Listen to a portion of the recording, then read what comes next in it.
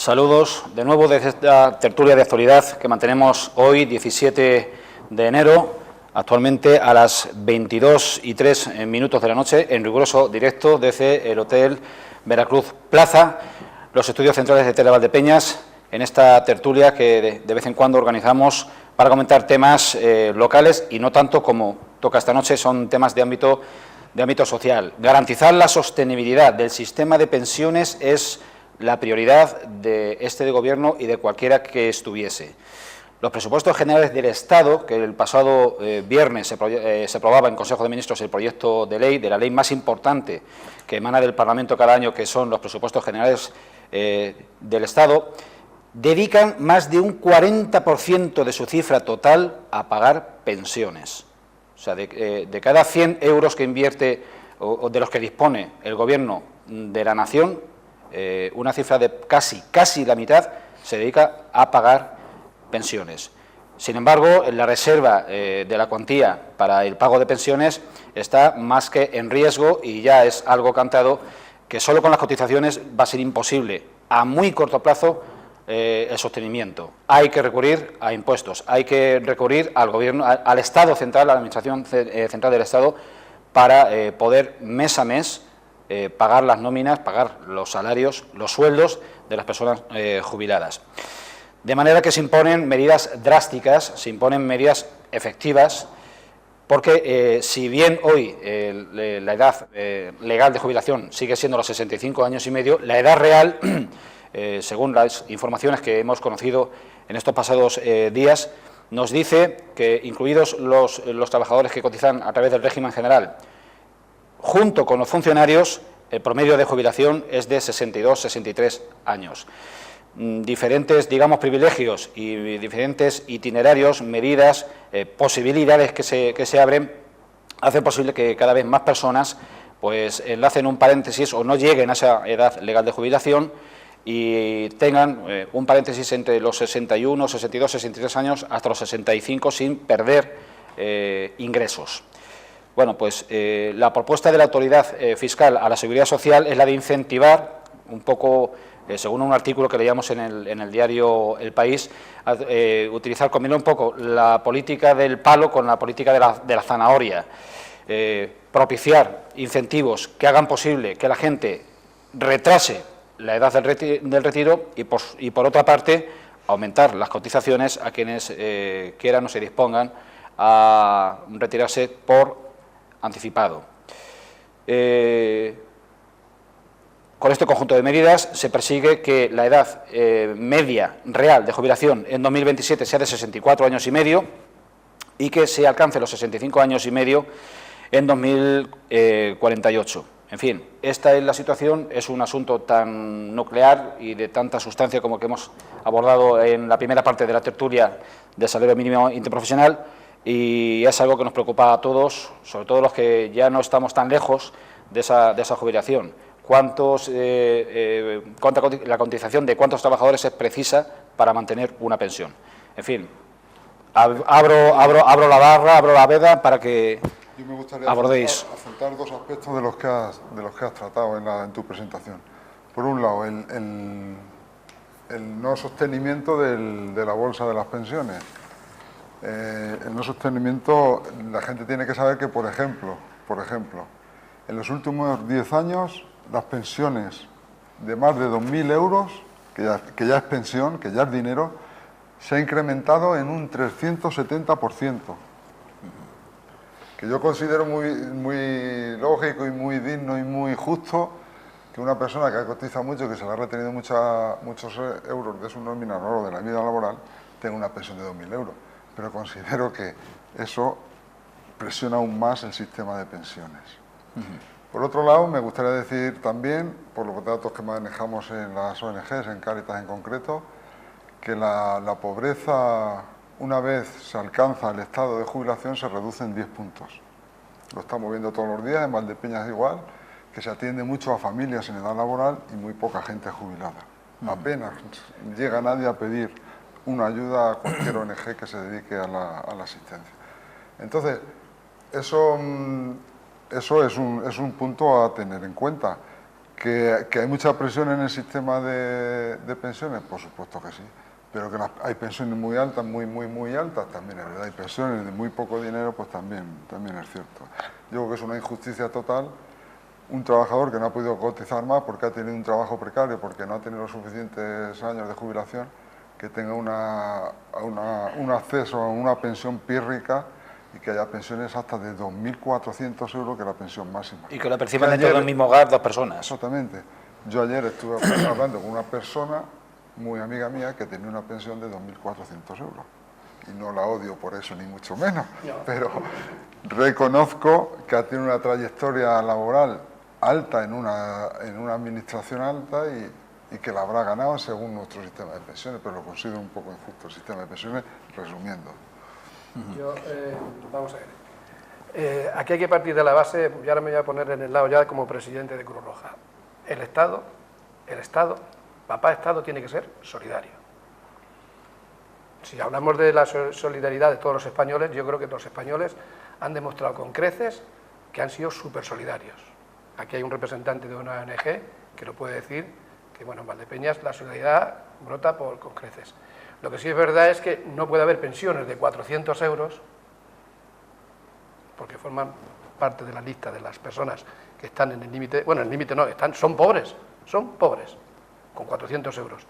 Y luego también tenemos que agradecerle a esos pensionistas de los 800, de los 900, porque han sido los que han paliado la crisis que ha habido en España, porque han mantenido a los hijos, han mantenido a los nietos, y eso ha sido importantísimo. Entonces, como aquí hubo años que había café para todos, jubilaciones grandísimas, prejubilaciones grandísimas, pues al final ha pasado lo que ha pasado, que yo digo lo que él, que estoy de acuerdo, porque yo también tengo incluso familiares que cotizaban muchísimo, que le retenían muchísimo a la empresa y han tenido grandes jubilaciones, la máxima jubilación, si lo veo muy justo, pero había que haber planificado todo lo anterior, todo lo que nos ha venido después. El estado del bienestar, del cual hemos preconizado ese tanto y tanto, y hemos presumido tanto, el estado del bienestar no ha estado, porque nos hemos visto desbordados tanto una ONG como la otra. Y entonces, ese es el tema, que nos vemos con gente jubilada, menos.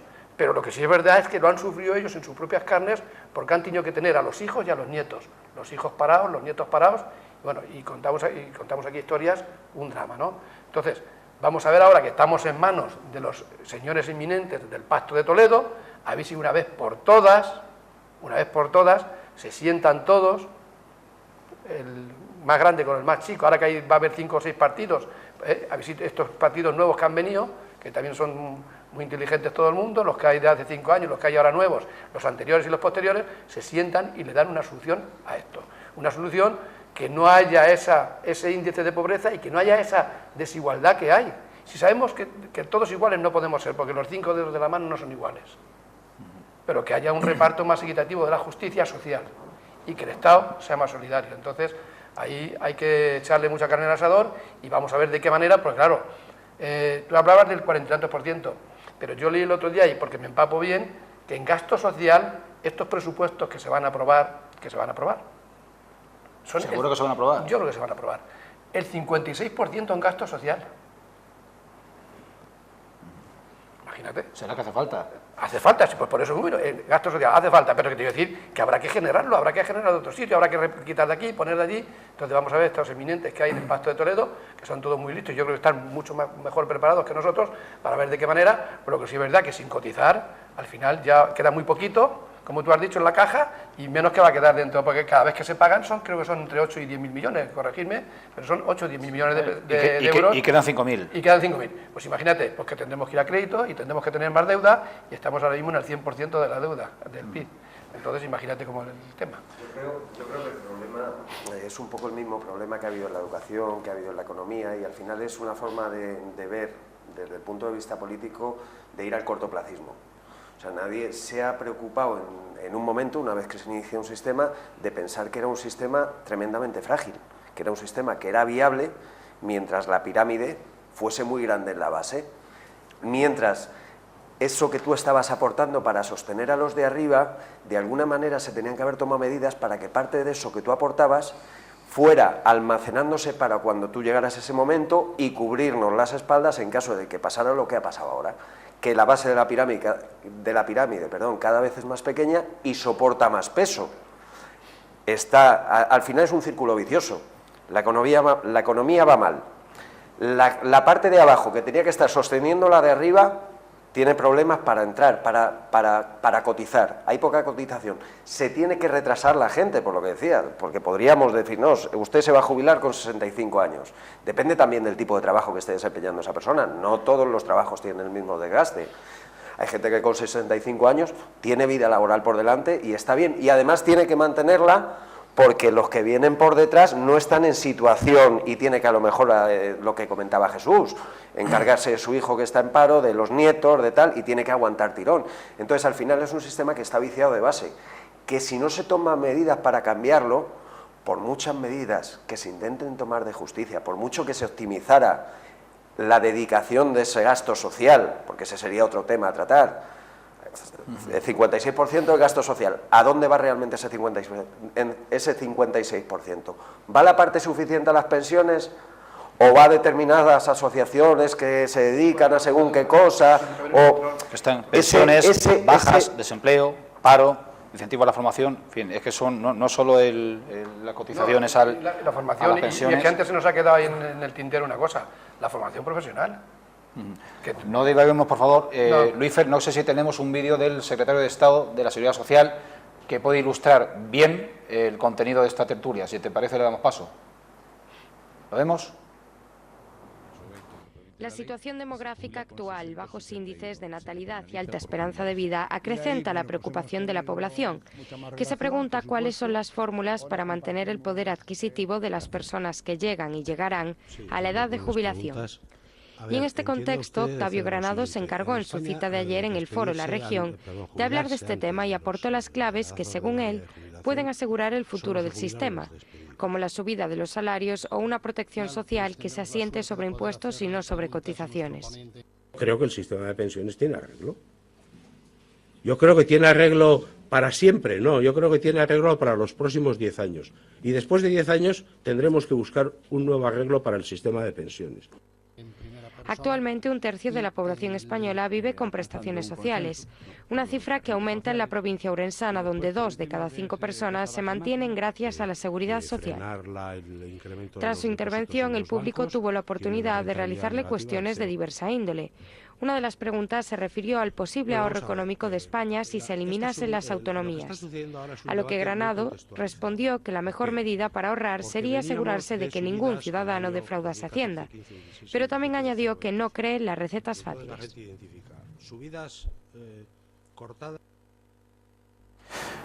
Compañeros de tertulia, tenemos claro en España que las cotizaciones actuales nuestras no van para pagar nuestra pensión, sino la pensión de aquellos que las están cobrando ahora, y que nuestra pensión dependerá de la cotización de quienes vengan después. No sé si soy suficientemente explícito. Hablo de sostenibilidad. ¿Qué pensáis? Bueno, de todas formas, también a ver cómo se mueve el índice del tema del paro, el tema laboral. Si supuestamente nos preconizaban y nos regalaban los oídos de que para el año 2020 íbamos a llegar no al pleno empleo, pero a no sé cuántos millones de puestos de trabajo más, si se incorpora al mundo del trabajo muchísima gente, toda esa gente joven que hay parada, en un 40% de paro como en Andalucía, como en muchos sitios, pues si esa gente se incorpora al mundo del trabajo y cotiza, yo creo que a lo mejor se pueden sostener, pero yo creo que luego lo ha dicho bien el secretario de Estado Granados, que puede ser un tema para 8 o 10 años como máximo, pero al final nos encontraremos siempre con el mismo problema, cuando, como ha dicho Rafael, como no la pirámide, no hagamos la casa con los cimientos, no por el tejado, que es como se ha venido haciendo ahora. Vamos a ver ahora en el Pacto de Toledo, a ver si sacan nuevas ideas y nuevas cosas, pero al final va a ser muy difícil, va a ser muy difícil. Todos somos conscientes de que las pensiones necesitan una gran reforma mirando más allá de lo que es el cortoplacismo, abundando y siendo conscientes de la gran desigualdad que hay entre las pensiones altas y las bajas. Hay muchas causas que, por ejemplo, en España nuestro sistema de pensiones es muy garantista de lo que es la renta mientras estás trabajando. ¿Qué quiero decir con esto? De ahí que de ahí que el que llegue a cobrar la jubilación sea menos beneficiario de ayudas sociales en organismos, en ONGs. ¿Qué quiero decir con esto? Por ejemplo, en España, en el 2008, la pensión media garantizaba el 76% de la renta, todo en medias, de la renta laboral. En el 2015 estamos en el 88%, en el 2018 seguro que estamos pasados el 90%, es decir, que tomando siempre como base, como tipo, renta media, pensión media, con una pensión media en el 2019 está garantizando el 90% del salario del salario medio que has tenido trabajando. Eso haciendo los cómputos globales y por media. Es decir, parece ser que ningún país europeo garantiza tanto. ¿Qué vamos? Lo que ya está sonando y lo que el run run, a los planes de pensiones, a que esa jubilación la cubras y le tengas que aportar tu ahorro privado si es que has podido ahorrar durante toda la laboral, porque ya me contarás con los sueldos que hay, con el precio de la vivienda y demás, pues sí vas a poder ahorrar. ¿La pensión del futuro será una base de los ingresos de las familias? Sí, va por ahí, yo creo que va por ahí el tema. Sí, puede ser. Pero aparte yo creo que aparte debería potenciarse de alguna manera, porque es un problema con una que tiene mucha causa demográfica. Es decir, si no se potencia que nazcan niños, lo tenemos muy complicado por muchas medidas que se tomen. Se ayuda a la familia. Entonces, como no ayudes a la familia a que una familia, una pareja joven, que tienen que estar trabajando los dos, que tienes que estar trabajando una serie de horas, que tienes que tirar de los abuelos o de los tíos o de la guardería o de contratar a una señorita o a un chico que se quede con tus hijos, ¿cómo te planteas con la situación que tenemos actualmente? Es decir, es una aventura de riesgo, o sea, es un deporte de riesgo verdaderamente, es decir, bueno, tengo un niño, dos niños, y tenemos un problema demográfico importante, por lo que hablábamos, porque independientemente de la medida, como no engordemos los cimientos, la casa se nos cae. Tardará más o tardará menos, pero la casa se cae. Es también un problema de mentalidad y de educación. O sea, hoy por hoy no se trata solo de incentivar la emancipación y la creación de familias y que tengamos más, o sea, que deje de invertirse tanto la pirámide de población y que empiece otra vez a engrosarse la base. Exacto. Es que ya es una cuestión de mentalidad colectiva que se está mejor sin tener hijos. Yo creo que es también una cuestión... La población emigrante que se ha marchado, los millones de personas se han marchado, han dejado de cotizar, porque la mayoría estaban trabajando en la época de las vacas gordas. Llegó la crisis y se marcharon. Esa gente ha dejado también de cotizar. Todos son disparos contra el sistema de pensiones. Todos son cortapisas. Sí, ¿no? Y para tener familia, hijos, como dice Rafa, quizás que el inmigrante tiene una mentalidad distinta a lo que hemos tenido nosotros, ¿no? Y a lo mejor pues, por ahí... Tienen una situación que están menos acomodados en términos generales que el que vive allá aquí. Entonces, la situación, aunque sea incómoda para ellos, es aceptable con respecto a donde vienen en muchos de los casos. Por eso se produce. Sí, los datos del índice. Porque siempre ellos mejoran. Y entonces sí es un poco lo que decía Tomás. Eso es cierto también. O sea, nos hemos vuelto los jóvenes, y hablo de jóvenes en general, más acomodaticios. Había una cuestión, antes de cerrar este segundo bloque y dar paso al tercero y último, que quería proponerlos. No sé si creéis, lo que comentaba antes de iniciar el programa, en la conciliación de la vida de retiro, de la vida de jubilado con la vida activa. Es decir, que hay una progresividad que yo, dentro de X años, no me jubile de golpe y porrazo de un día para otro, sino de que haya un relevo en mi puesto de trabajo y que haya un relevo también en los ciclos vitales y activos de la persona, de manera que sea posible que en la función pública y en algunas empresas ya existe que una persona que está en proceso de jubilación, quizá que un año trabaje 3 meses, otro año trabaje, o quizá su jornada laboral sea de 2 horas, sea de 3 horas, y mientras se favorezca la incorporación de nuevas personas al mercado laboral. Porque proponer o pretender que se estimule la edad de jubilación tardía y eso sirva de tapón, de dique, para que se incorporen nuevos jóvenes que pueden ocupar tu puesto de trabajo, pues quizás sea contraproducente. No sé qué pensáis. Sí, no, eso no tiene... Bueno, yo, lo que a mí concierne, trataré de jubilarme mientras, como dice, yo siempre lo digo, ¿no? Mientras el cuerpo aguante, pues quizás que a lo mejor no me jubile, ¿no? Pero bueno, y como yo piensa también muchísima gente, lo que sí es verdad es que siempre se ha pensado de que hay que darle paso a la juventud. Tenemos una generación de jóvenes muy bien preparados, muy bien cualificados, pero bueno, que ahí, que si no nos jubilamos, pero claro, es que tenemos el tema, tenemos ese tapón, y bueno, y que poquito a poco, como tú has dicho bien, progresivamente, pues que ahora 2 meses, 3 meses, pero que se vaya incorporando esa gente, y para eso es importantísimo pues que esa gente está muy bien preparada, está haciendo cursos de formación. La FP Dual, que aquí todavía en España, incluso aquí en Castilla-La Mancha y lo que es aquí en Valdepeñas, nosotros a nivel de FECEVAL hemos firmado convenios con el Gregorio Prieto y estamos ahí muy pendientes, pero es importantísimo. Lo que antes era para nosotros la antigua escuela del trabajo, donde los alumnos con 14 y 16 años íbamos a los puestos de trabajo, y esa era nuestra formación profesional. En los puestos de trabajo antiguamente era donde aprendíamos el oficio. Pues la FP Dual, como la llevan en Alemania, en Bélgica, en Holanda, que tenemos referencia de ellos, eso es importantísimo también para que la juventud se vaya incorporando. Y bueno, pero la juventud, pero en cantidad grande, porque la juventud ahora mismo tenemos un paro juvenil grandísimo en algunas comunidades autónomas, que como esa gente no pasa y no se incorpora al mundo del trabajo y no cotice, al final esto se nos cae de las manos, ¿no? Y en cuanto a las personas de 60, 65, bueno, ya según como ha dicho Rafa, no es lo mismo que se jubile un médico a los 70 años, que creo que se pueden jubilar, o a los 65, a los 68, que a lo mejor el que ha estado en la construcción toda la vida subió un andamio, pues a lo mejor se tiene que jubilar a los 60. Bueno, pero el que se jubila a los 60, pues que ya haya, o los 20 que se jubilen, que ya haya otros 20 jóvenes preparados y cualificados para el tema de la construcción, y para el tema de los médicos lo mismo, o sea, pero es importantísimo que vaya viendo esa transición, si no al final, no sé, se puede hacer el tapón, lo que tú has dicho, Rafa. 10 y 24 minutos, yo no quiero despedir esta tertulia de actualidad sin que personas que no son políticas, no digo que se signifiquen, pero sí que den una impresión y una valoración y un somero análisis sobre una cuestión que está quizá por venir. El 2 de diciembre pasado había elecciones autonómicas en Andalucía con un resultado que ni una sola encuesta se aproximaba a vaticinar. El día de ayer, día 16, tomó posesión un candidato del Partido Popular apoyado en el gobierno por Ciudadanos y por Vox. Planteo a la mesa de tertulia una cuestión muy sencilla. Creo que es el 26 de mayo. El 26 de mayo hay elecciones municipales y autonómicas. El paisaje político e institucional que se ha dibujado en Andalucía se va a traducir a otras comunidades autónomas, a muchas comunidades autónomas, a muchos ayuntamientos, incluido Valdepeñas, donde, por cierto, hemos asistido a la confirmación de que Vox está presente en Valdepeñas, como en su día estuvo presente y se dio a conocer Podemos, que de mi punto de vista, y a lo mejor no sería cuestión de que yo opinase, son la equidistancia del centro político. ¿Creéis que esa situación es anecdótica y endémica de Andalucía o va a tener una proyección sobre el mapa político del país? Yo creo que va a tener proyección sobre el mapa político.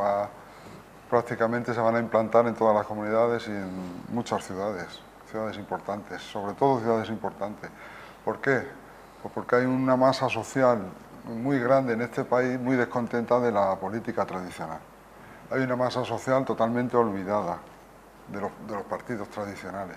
Y esa masa social, a pesar de que el discurso que ha empleado Vox y lleva empleando ya está desmentido totalmente, porque ha sido un discurso donde todos los datos eran falsos y donde ya todo está desmentido, sobre todo en el tema inmigrantes, a pesar de eso, pues esa gran masa social ha votado desde la pasión y desde la pulsión. Ha votado con el hígado antes que con... Exactamente, desde el instinto, más que desde el razonamiento. Así lo creo yo. Y eso pues yo creo que se va a volver a repetir. Por ejemplo, el tema de inmigrantes. Pero yo no hablaba, perdona Tomás, yo no hablaba de Vox, yo hablo de un gobierno de multiderechas, que es lo que ha pasado, bueno, lo que ha sucedido en Andalucía. Digo, si esa misma coyuntura, si esa misma casuística se va a reproducir. En fin. Yo es que creo que el polarizar la política en derecha e izquierda hace ya años que no es tan claro lo derecha e izquierda bajo mi punto de vista. Yo creo que el proceso de repercusión o el proceso que ha potenciado a Vox en Andalucía ha sido muy parecido al de Podemos, cuando arrancó con el 15M y cuando...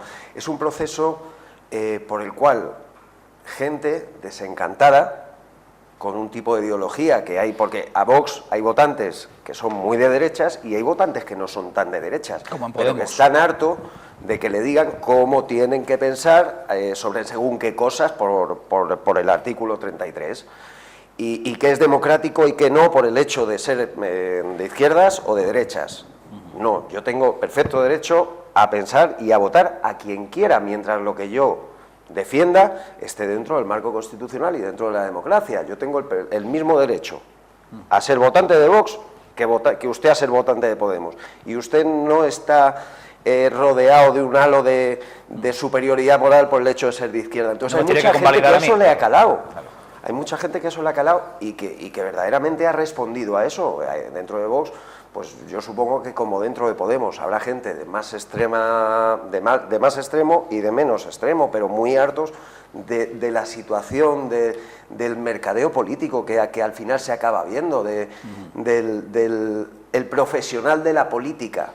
Entonces llega un grupo de gente, sea de la ideología que sea, que al final acaba bebiendo el mismo vaso, porque bebe el descontento, acaba yendo a mensajes que calan, porque son mensajes que son difícilmente discutibles. Si te pones a hilar, no los datos, me refiero al mensaje. Pues como en su momento Podemos apoyaba el tema de desahucios. ¿Quién no va a querer que no hubiera desahucios, que no hubiese nadie, que pasara frío en invierno, calor en verano y que todo el mundo comiese? Joder, pues claro, pues claro, todo el mundo. Ahora, luego eso hay que desarrollarlo.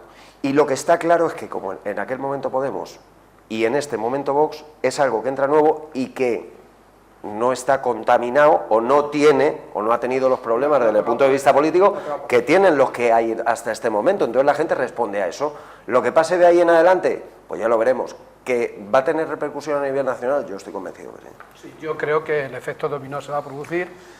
Esto viene de un descontento. Podemos, como han dicho, corroboro los compañeros de tertulia, corroboro, de Podemos nace de un descontento con el PSOE y Vox nace de un descontento con el PP. Pero yo creo que estas cosas, al final... Pero perdona, vos está sirviendo en Andalucía, que era lo que yo planteaba, para apuntalar al PP. Sí, bueno, eso es distinto. Y bueno, y Podemos está apuntalando al gobierno para el tema de aprobar los presupuestos. O sea, y los pero lo está condicionando, si la cuestión es que llega a condicionarlo con nuevas políticas. Sí, bueno, sí. Vamos a ver, pero aquí es que yo ya, como ha dicho Rafa, ni izquierda, ni derecha, ni centro. Yo es que como presidente o expresidente de los empresarios y como presidente de una ONG, yo lo que creo son en las personas de buen corazón. Siempre lo he dicho así, y mi política ha sido esa, que hay, tantos en un lado como en otros, buenos, malos, irregulares, pero sobre todo el corazón es el que tiene que primar. Yo creo que el efecto dominó se va a producir, pero yo creo que al final pasará lo que ha pasado en todo el entorno europeo, que habrá un tope, y ya de ese tope, tanto ni unos ni otros pasarán. De todas formas, creo que esto no ha sido malo para que los demás se pongan las pilas, y no como ha dicho Rafa, el mercadeo político de que no sé qué, no jugar con el ciudadano. Si nos comprometemos a una cosa, cumplir una cosa, sea PSOE, sea PP, y así digo yo que la gente valora, o ciudadanos, a ver si me comprende, yo aquí no tengo ningún signo político. Pero lo que sí es verdad es que esto ha sido por el resurgir, por el descontento. No vamos a decir que solamente en todos los que han votado a Vox son del PP, no, hay gente de Podemos, un descontento, además que lo dijo la gente cuando salía, y cuando lo de Podemos en las manifestaciones en Madrid, lo mismo, había un descontento general, ¿no? Entonces vamos a ver eso, cómo se valora, cómo se sobrepesa, pero lo que sí es verdad es que va a haber muchísimos gobiernos de coalición en ayuntamientos y en muchos sitios. Y como demócrata, y gracias a Dios de 40 años de democracia, me hallo contento de que un alcalde o una alcaldesa se siente y negocie con todos los grupos políticos y cuente con todos los grupos políticos. Que la gente no nos creamos que todo el campo es orégano, que negociemos, porque todos tienen que tener representación. Podemos, Izquierda Unida, Vox, todos son ciudadanos que representan a ciudadanos. Y entonces es importante que se negocie y que se negocien y sobre todo pues el tema social y el tema industrial, todos esos temas que se negocien y que quieran lo mejor para su pueblo. Es importantísimo, eso es importantísimo para mí. ¿Andalucía ha sido el epitafio definitivo de las mayorías absolutas o valdría como titular? No, las mayorías absolutas ya hace tiempo que terminaron, ¿no? Ya por eso digo, epitafio definitivo. Lo mismo, hay un refrán que dice, dime con quién andas y te diré quién eres. Ahora el PP se alía con Vox, pues ya lo estamos viendo, ¿no? ¿Qué pasa? ¿Que el PP se derechiza más o sigue en el centro? Porque el PP siempre ha presumido de centro-derecha, ahora yo pienso que quién pierde y quién gana. Porque claro, solo hay que ver el ideario que llevaba el partido con el que te salía en Andalucía. Solo hay que ver el ideario. Sí, pero al final tiene que El ideario y el programa. Tiene que Roza llegar la, a acuerdos. roza la anticonstitucionalidad en muchos de los puntos. ¿Alguna aportación más? Es Hay que... que gobernar, que luego que hablan mucho, que no sé qué mucho, pero luego al final no saliendo desde la Constitución, porque lo tenemos en Cataluña, no podemos ir más largo, y eso sí que es anticonstitucional también, y sin embargo pues ahí se le está, y Bildu y todo esto, y se le está dando y tiene representación, y de los impuestos de los españoles pagamos a gente que está ahí como Bildu y como los catalanes que quieren, o sea, pero es que ese es un tema, no, que lo importante es que si hay una representación de 5 partidos políticos, todos dentro de la Constitución, y gracias a la democracia esta que tenemos, que muy bien, pues a negociar hasta la extenuación, si tienen que estar hasta de madrugada, que para eso les pagamos a los políticos, ahí a negociar cosas buenas para los ciudadanos. Se nos ha hecho definitivamente corto este espacio de tertulia de actualidad en Televaldepeñas, apenas 1 hora y 2 minutos, 22:34. Este espacio se va a reemitir sucesivamente hasta que consigamos hacer el próximo. No me queda más que despedir esta tertulia de actualidad y desear muy buenas noches a nuestros paisanos de Televaldepeñas.